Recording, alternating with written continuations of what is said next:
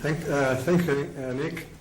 We have John, James, Ingmar. Just I have to have some Daniel. Yeah. Okay, 4. John. Thank you both very much. I found that fascinating. A couple of very brief points, both to Peter.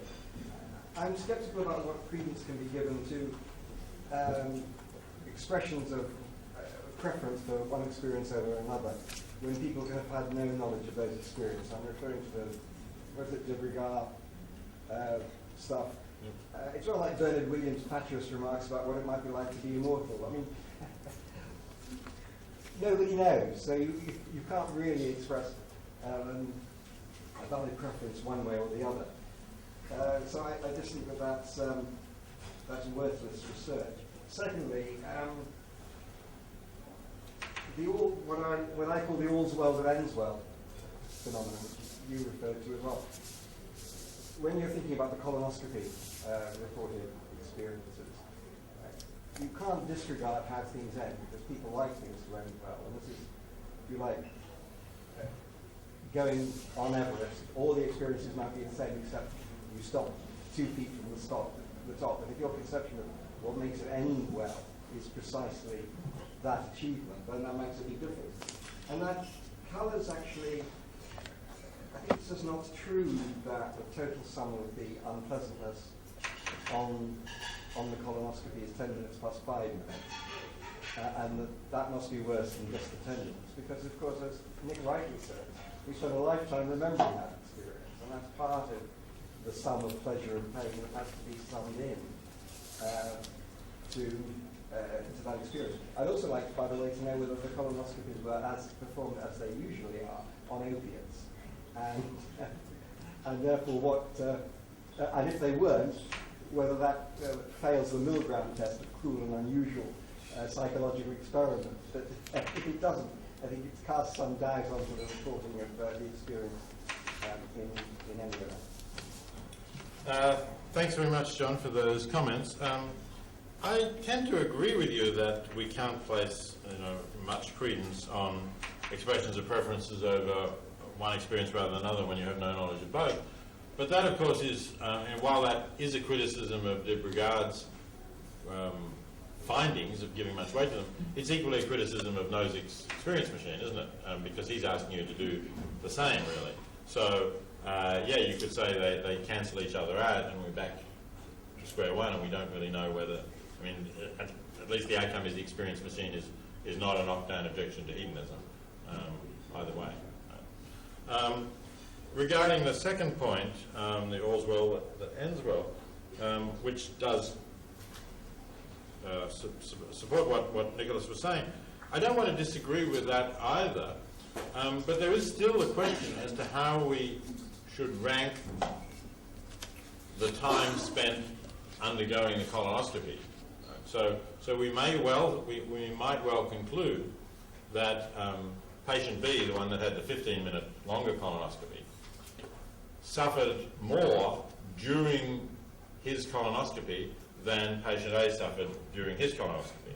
But we might then say, because patient B's experiences post-colonoscopy of remembering the colonoscopy, remembering the experience, thinking about whether he would have to have it again and so on, because those experiences were better than patient A's, they outweigh each other, and we should have the longer colonoscopy. I agree that that's a possible outcome, but you still, in weighing the lives as a whole, you would still need to decide which had the better experience during the time of the colonoscopy. And I'm arguing that patient A suffered less during the colonoscopy. I don't think the colonoscopies in Kahneman's research were on opiates, and my experience of colonoscopies yeah, exactly, that's what I was going to say. It's more like Valium or something like that is given for a colonoscopy. Right, so people are still conscious enough to be able to say what it's like. Yeah. Valium will do. Okay. James. So 2 comments. The first is that the happiness research, the psychological research on hedonic states, I think, to put on my newfound Aristotelian hat, what it really supports is the notion that eudaimonia is one dimension of, or some evaluation of life well lived is one of the dimensions of happiness. And this is to support Nick's point, that the remembering self is reflecting on a narrative, a structure of a story about your life, and that one of the reasons that there can be differences between the hedonic experience and that state is that you can, in fact, subject yourselves to things like raising children, which is, in fact, like climbing Mount Everest. As soon as people have children, their hedonic satisfaction goes down, and as soon as children leave home, their hedonic satisfaction goes back up. And then their life evaluation after they've had children is that it was a wonderful experience. They only remember the positives about it, and they feel a great sense of accomplishment from having done it.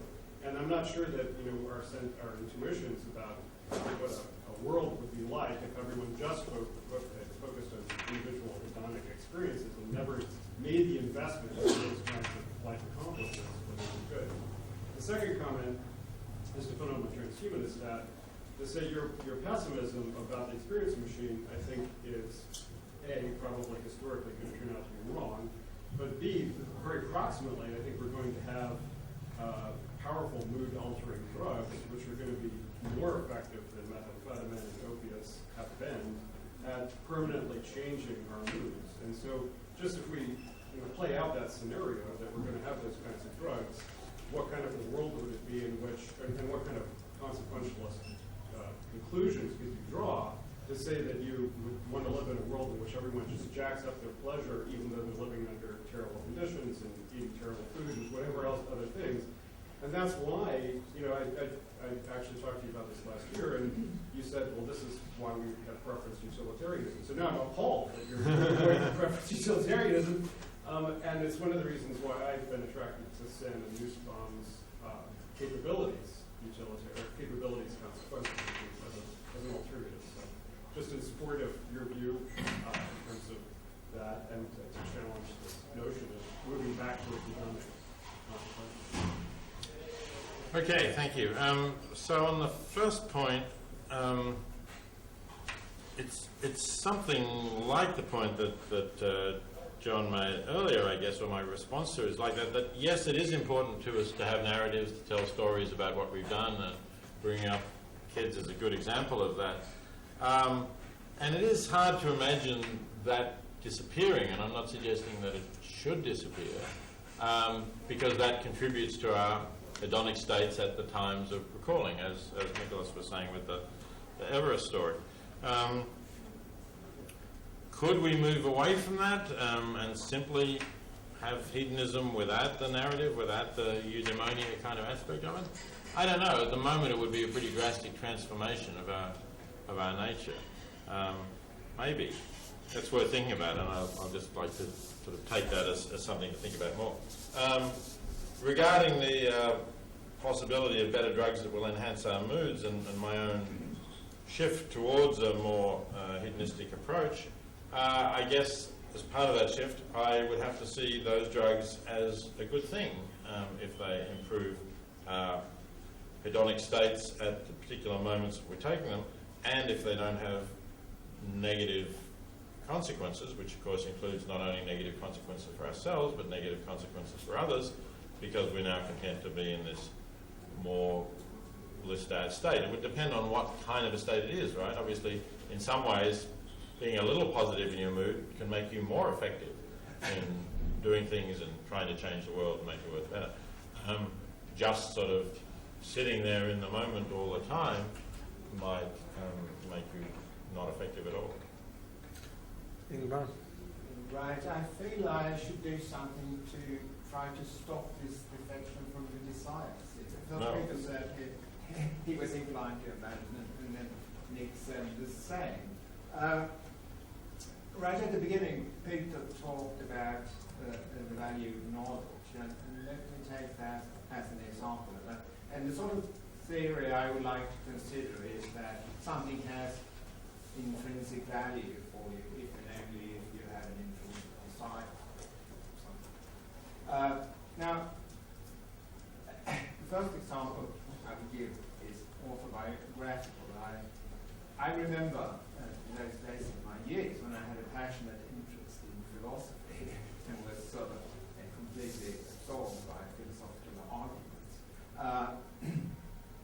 I thought that those episodes were sort of great states of mind, something that made my life worthwhile, anything did. But those were states when you were actually absorbed by the thing you've taken interest in. You don't attend to your bodily state, what you feel, or anything of the sort. I mean, you tend to forget about your body. So even if it were the case that I did feel some sort of satisfaction because my desire was satisfied, my attention wasn't at all on that. And one might imagine that I would be taking a drug which made me sort of lose bodily feelings, like a woman Oliver Sacks describes as a woman without a body. She through some medications, she lost all feelings from the body.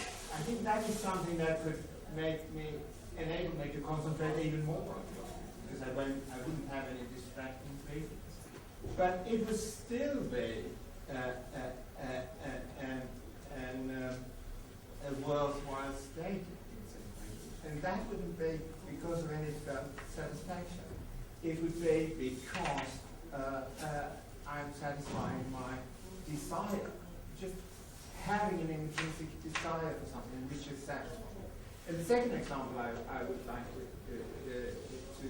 appeal to demonstrate the same sort of thing is that consider somebody who has a dominant desire to, say, prove a certain mathematical theory or hypothesis, and sort of dies in a state of happiness because he thinks he has succeeded in proving that theory.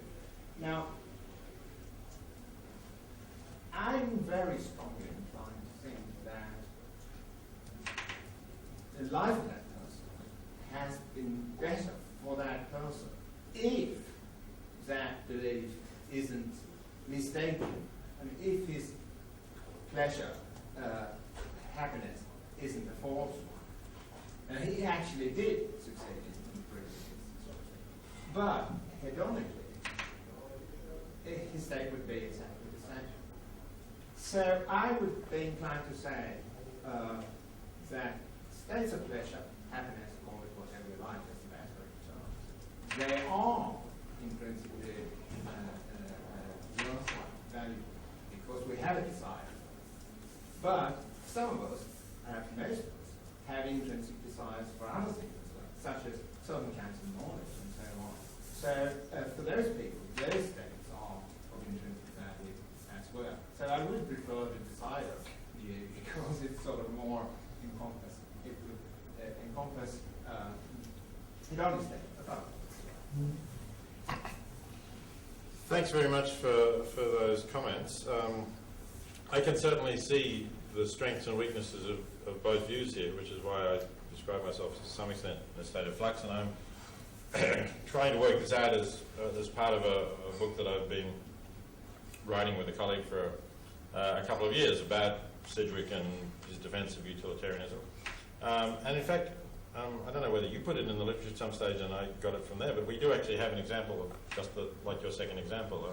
We imagine, Fermat is I guess such an example. If he believed he proved that theorem, did it make, was his life less good if in fact he was wrong, as most mathematicians assume that he did not actually, must have deluded himself in thinking that he'd proven that theorem.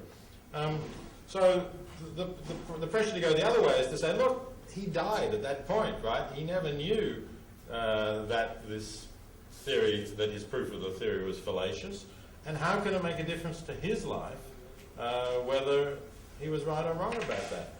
It's over. It can make a difference to the state of mathematics, it can make a difference to the state of the world and to other people, but how does it make a difference to his life? And that's something that I go back and forth on. I can sort of see the strength of saying, once your life is over, nothing really can change how well it went.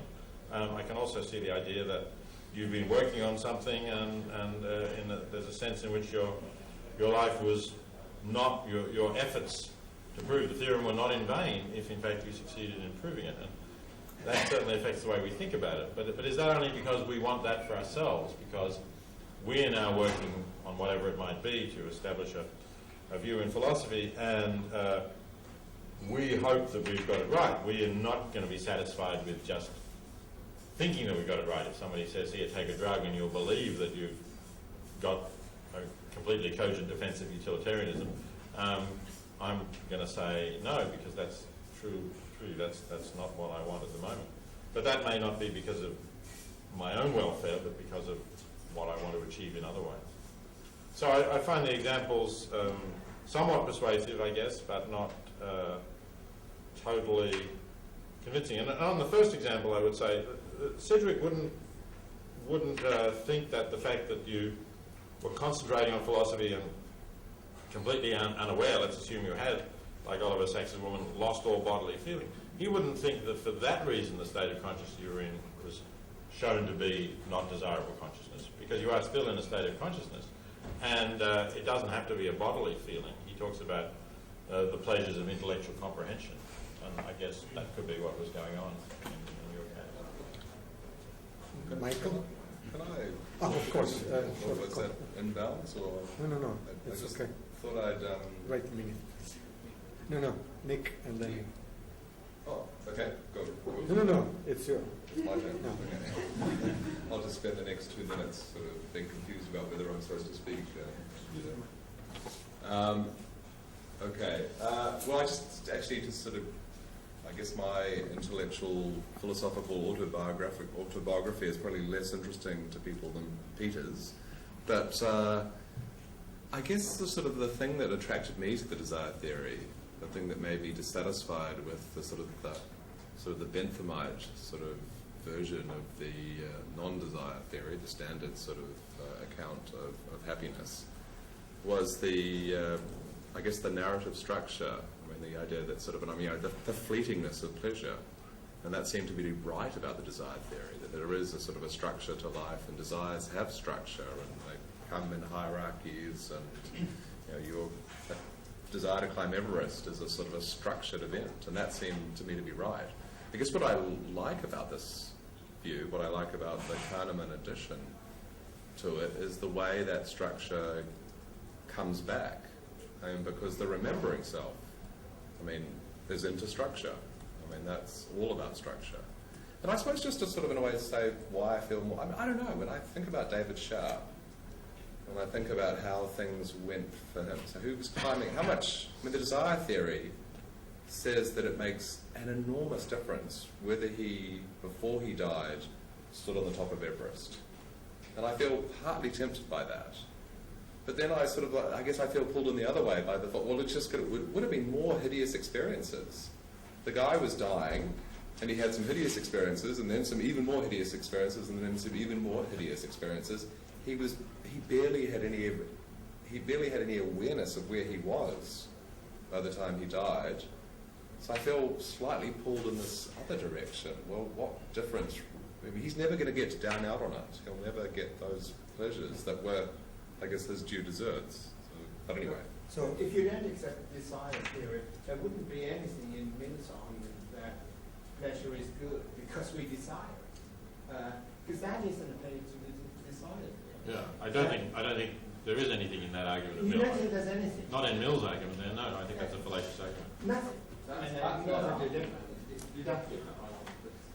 Okay, Michael. It seems to me that the main lesson to take from this Kahneman and even the Sharp story is to really to doubt the utilitarian assumption that you can sum up experiences in that the cumulative assumption is true. And what you say, I think, Singer has a problem with the question of akrasia. If you go to this, I can't control myself and have this ice cream, and then I regret and ask what this, I wanted to observe the guy and then I have the ice cream. So there's the question that Donald Davidson asked, well, maybe you know, the enjoyment of the ice cream is more important than being healthy and slim.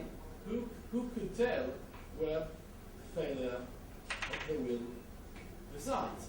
So, if you accept Davidson's answer that it comes from a higher order valuation, I mean, if I think that health and appearance is more important as a value than the joy of ice cream, you don't measure how much you enjoy ice cream and how much you enjoy your health. You might not enjoy it at all as long as you are healthy, it's taken for granted, but it's from the integrative evaluation that we retrospectively do of our life, and this colors its well-being. So in retrospect, when you ask people about the colonoscopy, they need to understand why they are doing colonoscopy. If it was a karaoke session, 4 minutes of less pleasure are important, but you don't do colonoscopy for the pleasure of the pain. So you need to know why you are there for colonoscopy and how this integrates with your life. And the added 4 minutes might be trivial in the way that Ron described. So about Sharp, in the same way. If Sharp was not able to tell himself why he wants to be on the Everest, what's good about it for his life, for personal reason, for the achievement, for remembering, you cannot say that he has had a good life. I mean, the virtuous person should be able to give this account for himself and not just rely on the accumulation of good moments and less bad moments. And this retrospective, holistic and human evaluation is extremely important for our moral life or evaluation, and I think also for this discussion of enhancement, because certain forms of enhancement will not let us stand at the end and reflect from an independent and free position about our life and why we wanted these things to happen. I'm not sure whether I quite understood your point. So it was, start with the ice cream. Are you suggesting that if we choose the ice cream, this shows that our values are more to have the pleasure of the ice cream now than to remain fit and trim? Or no, I ask you, you tell me, I believe, that if I want to have a diet and I nevertheless eat ice cream, there is a failure of the power of the will. Yes. Then I ask, who says? Maybe I should prefer, the enjoyment of the moment, right, without the value. right. Well, my view is that you do have, at least in principle, an objective way of measuring whether you should or shouldn't, and that is whether the pleasure of eating the ice cream now will outweigh the unhappiness that you will have at next time you get on the scales and you see, oh, I've gained weight again, or your knowledge that you failed to stick by the standards that you set yourself for what you're going to eat or whatever else it might be. Well, and if I smoke all my life and it's an enormous pleasure, but at the end I don't get lung cancer and disease from it, then you would say the condemnation of one act relative to another value, whether you enjoy smoking or you want to avoid this, does not necessarily and most likely not come from summation of the pleasure and summation of the punishment. It comes from the judgment they made that they want to have a healthy life or not to disturb others. This seems much more intuitive and sustainable than to say, well, maybe smoking is good. I mean, maybe the mathematics of smoking all your life outweighs your particular risk for cancer or your particular risk of health. Because I think we want to have health as a value, not just as a summation of some sort of pleasure that you can put on a scale. This cumulative issue seems not to be working. No, I think that, when you make that choice about smoking, it is a matter of expected value, and of course you may have got it wrong because you don't know what your risk is. But I don't think that health is an intrinsic good, as I said right at the beginning. I think there are reasons why we want to be healthy, but they relate to something that is more intrinsic, of which happiness is a reasonable candidate. But what would make me happy? This is the point. It's my choice. Whether what would make me happy is relative. It's your choice, but you might make a mistake about your choice. Of course, you might decide to smoke, and you might have 20 years of enjoying smoking, and then You might bitterly regret it when you do develop lung cancer. So where's the right side? This is exactly the point. How we decide? Maybe my regret is the mistake. This is exactly the point. In your way of description, we don't know who is right. No, The I moment mean, of regret or the moment of pleasure. so I suggested that, I mean, we don't have the way of measuring it yet, but I suggested that Kahneman has the right methodology. You know, we prompt you every half hour randomly to say what sort of mood you're in, and we try to, of course in this case, we need to attribute the causes of your happiness to your decision to smoke. So, you know, we could ask you as well, not only put a number on how happy you are now, but what are you doing right now? And if we find that there's lots of these moments where right now I'm smoking and right now I'm really enjoying what I'm doing, and then sort of later on in life you get lung cancer and you're unhappy, we can try to add up how much is below the line and how much is above the line, and we can try and attribute causal responsibility. So you would say that the regret is false, you shouldn't regret smoking because you... If in fact the amount, if the amount below the line, I mean, you also I guess have to consider the loss of happy years because you die at 50 rather than at 80, that's another factor that comes in. It seems that it's the matter of calculation, as it should be with instrumental values. Smoking is good, of course. For example, it's preventing Parkinson's disease. So if you're having a Parkinson's disease, it might be, and at the same time have a very low chance to get a lung cancer because of the family history. Risk of a bit of inflammatory bowel disease and your exposure to colonoscopy. So here we go. Yeah, exactly. Rob Sparrow. So, Peter, a remark and then a question. I mean, I think you've already thought of this, but your account of how we balance the relative interests of experiencing and remembering self might have interesting implications for healthcare across the course of the human life. Because at the end of the life, there's less opportunities to remember the experience. So, you know, early treatments, you should presumably preference remembering self, later treatments, maybe you preference the experiencing self.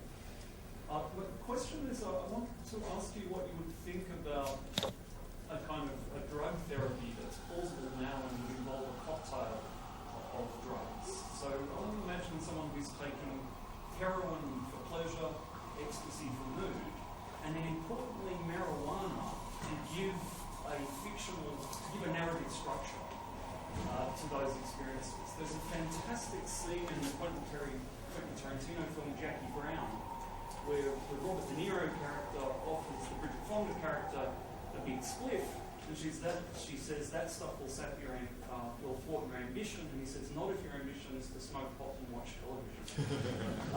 So the idea here is that you become a particularly boring type of drug addict, who when you ask them to remember what they did last Tuesday, they start telling you some terrible story about how it was great. I was in the bath, I was in bliss, feeling happy, and then I decided to, clean the bathroom, and I achieved that desire. And so the remembering self actually remembers what looked from an objective perspective or a desire satisfaction perspective, actually pretty meaningless set of goals and achievements. But they get not just the subjective experience of pleasure at the time, but a really significant benefit whenever they think back on it. Now, would you say that person's life has gone better when they get on this drug cocktail? Stay on it, there's no terrible downs coming off it or anything like that. The supply is there. So I'm considering it purely, of course, as an assessment of this individual's well-being, not asking the larger questions about could this person have done something more beneficial to the world as a whole, which presumably he or she didn't. But as a state of well-being, yes, I find it well. I mean, there seems to be something implausible about the idea that sort of misremembering the past could actually increase your objective well-being.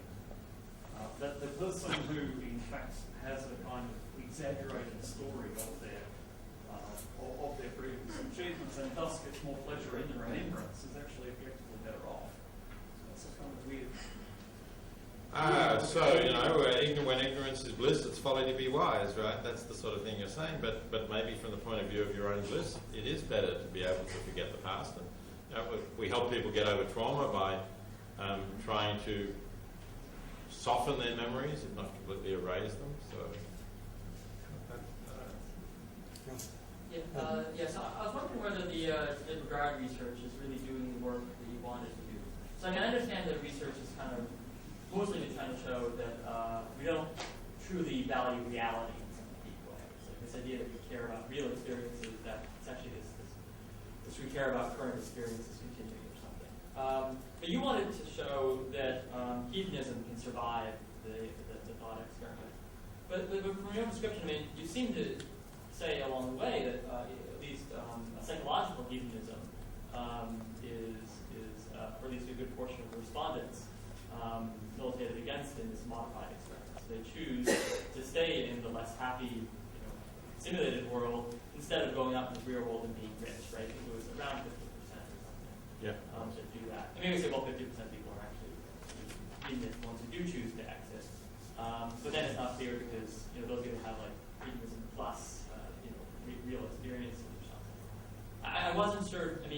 What is it about? So from the view of the experiment, it looks like it still seems to show that this modified version shows that people care about more than just pleasure. They seem to care about well, it's not fear, but some other sort of factors. Maybe you want to say there's a bias going on.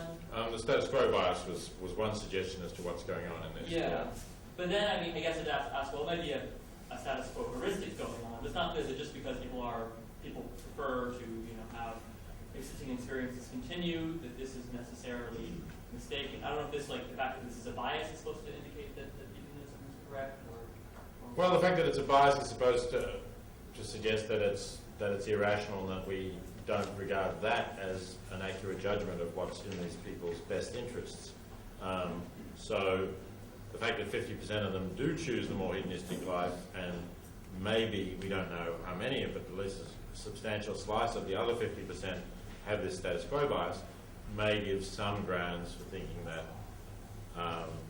this points towards people choosing hedonism. But again, let me just say, my point isn't to say that this research establishes hedonism. My point rather is to say this research weakens the experience machine as an objection to hedonism.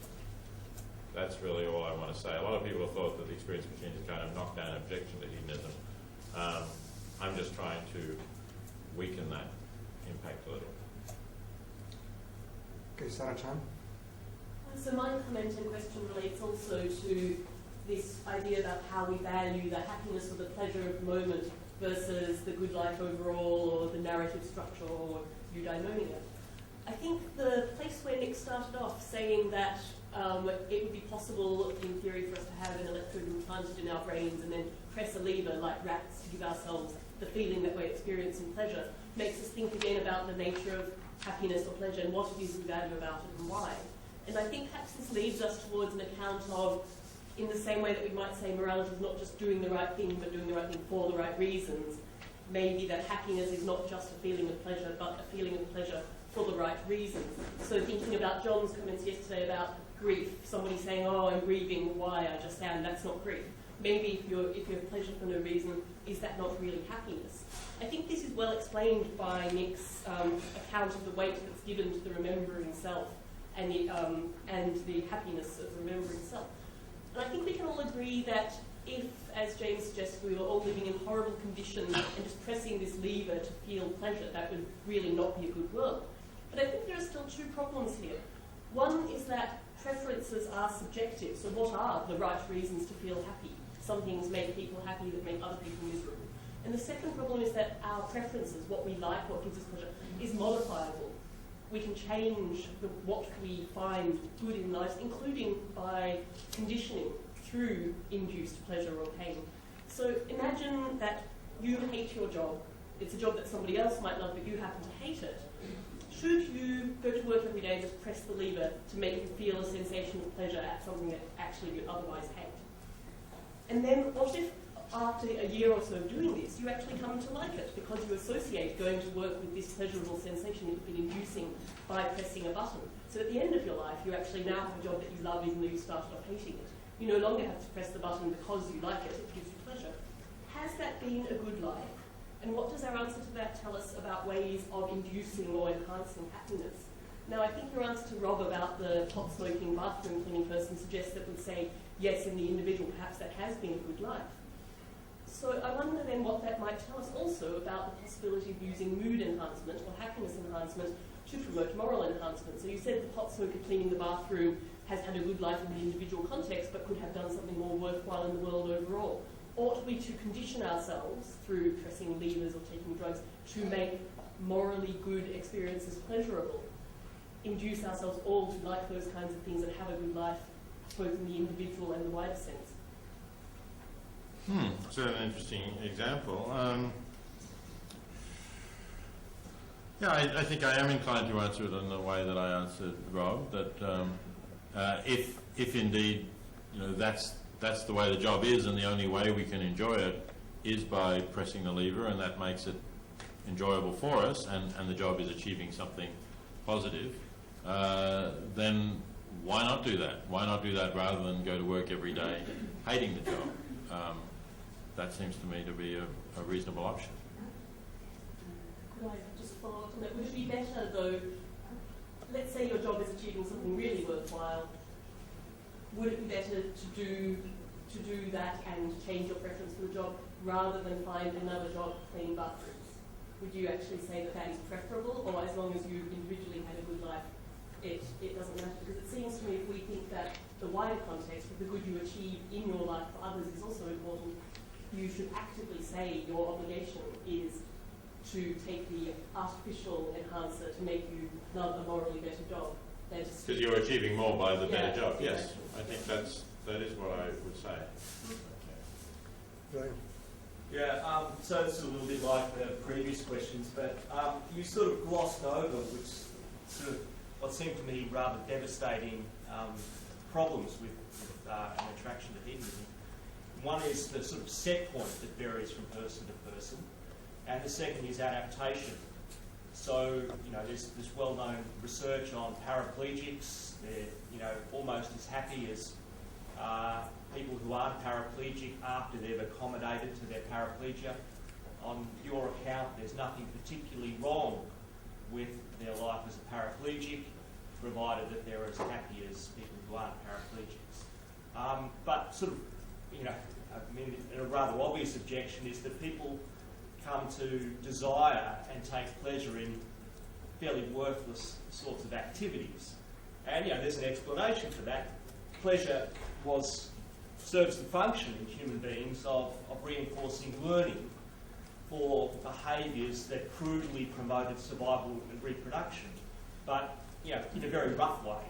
So you're famous for your defence of bestiality, and that I think the claim when if the animal enjoys it and the human enjoys it, where's the problem?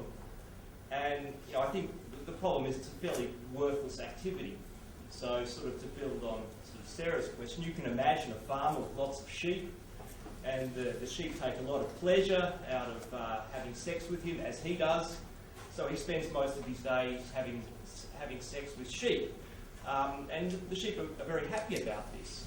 Versus another person who is neutral in his set point for happiness, has a child, raises a child, the child's also neutral in his set point, comes to lead a rather ordinary life, but a human life, and contributes a bit. I think most people would tend to think, well, we're better off having a kid, even if the kid's not especially happy, than having sex with a lot of sheep. And the reason for that is that there's just something more worthwhile about it. So I've always been sort of struck by why you're attracted either to preference satisfaction or to hedonism, because it's a kind of a sort of naturalistic fallacy. Why would you think that that's what's valuable in human life, especially for somebody who is so keen to sort of maximise value? Why would you settle for these very crude measures of worth? Value of happiness from facts, and that's why you must have gone. But that's why I said I didn't think that there was anything in Mill's argument to that effect, because that is, I think, a naturalist, does make a naturalist fallacy, as Moore argued. But, you know, it's a matter of reflecting on what's intrinsically good and trying to see what there are normative reasons for doing things for.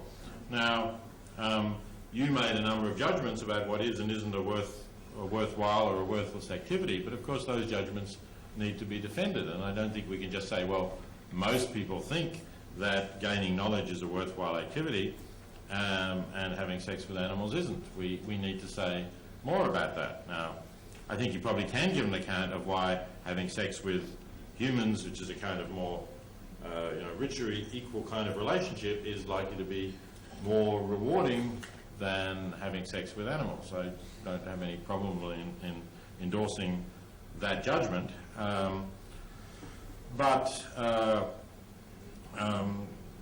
So I think that the question is, we would need to do this work of trying to say, what are the things that are intrinsically good? You imagine things like acquiring knowledge, you imagine things like having a child, and you say, is that good in itself, or is that good because of other things that it achieves? Obviously, gaining knowledge achieves things for the world. Having a child and raising that child to be a good person and a happy person achieves things for the world. Entering a kind of relationship with somebody else as a partner may achieve things for that partner as well as for yourself.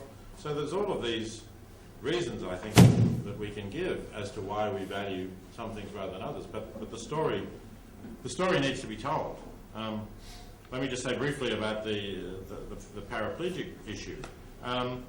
If in fact the research on paraplegics is sound, and if it does really show that paraplegics adapt to being almost as happy as people who aren't paraplegics, then the disvalue of paraplegia has to be its effect on other people, and the fact that paraplegics need people to help them and care for them. It's not going to be just in terms of the fact that they are unable to walk around themselves, if that's right. I'm not 100% sure that the research has succeeded in isolating the same point that I brought up when I talked about people's life satisfaction reports, that it may be that people adapt, so that you ask paraplegics how satisfied they are with their life, and they've adapted to a lower level of satisfaction, and they're reporting a high score within that lower framework. I mean, I'm not sure whether that's right. It could be right, it could be wrong. We need to find some way of trying to test that hypothesis, though. Okay, we don't have Peter Singer every day here, so it's more important than having food for half of an hour for a coffee, which is too much of the time. Well, that depends on the hedonism. I put my own name here, and we have some other questions later. So it's my turn. I move my name all the time. Downwards. Downward. Yeah, I have two things. One is the Everest issue. Did it do it? Did it do it? The end of the experience, the end of the results. I have a colleague who had a situation with a PhD candidate having the exam on the day of his dying. He asked for the committee to come to the hospital at 2:00 p.m. To become a doctor of philosophy, and he died at 9:20, 9:30 p.m. at the same day. He died happy.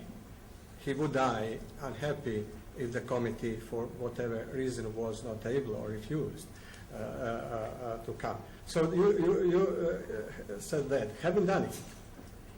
That's what the guy on the Everest actually did. The other issue is more scholastic regarding this, the thesis that happiness is one of those intrinsic values. And at the point you said the following: it is good that we have purposes other than maximizing happiness. It's been a very puzzling sentence to me. What does it mean, other than in that context? Does it mean that there is a relation between happiness and other purposes which the nature or the structure of that relation is. Are those other purposes equal to happiness, or happiness is in a way more important, implying some kind of supremacy of happiness? Or, on the other hand, if happiness comes with the realization of any goal, does this phrase "other than" just disappears, making that only those other purposes remain there, and the happiness comes if those will be realized, whichever they would be. Well, thank you firstly for that interesting example for PhD candidate. Sad example. I suppose on the hedonistic view, the good achieved by the fact that the committee did go to the hospital at 2 p.m. is that his remaining few hours were happy ones. And that's certainly good, but not a huge good because he only had a few hours.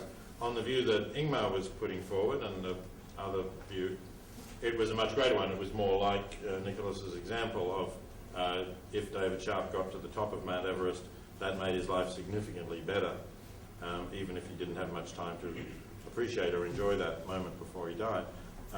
So it is another example that is good at separating out those two views. Regarding my statement that it's good that we have purposes other than maximising happiness, I think what I meant was other than maximising our own happiness, rather than maximising happiness in general. Because I think if we simply aim at maximising our own happiness, firstly, we're not going to maximise happiness in general. Secondly, there is this point about the paradox of hedonism that's being mentioned, that it may not be the best way of even maximising our own happiness if we aim directly at that rather than at certain achievements. So I think what I meant was that it's good that we have our purposes other than maximising our own happiness directly. And if you said, do I think that it's good that we have purposes other than maximising happiness for all sentient beings now and for all future times, I think my answer would be, well, if in fact having that purpose led us to do this by the most effective means, then I would have no objection to our having that purpose.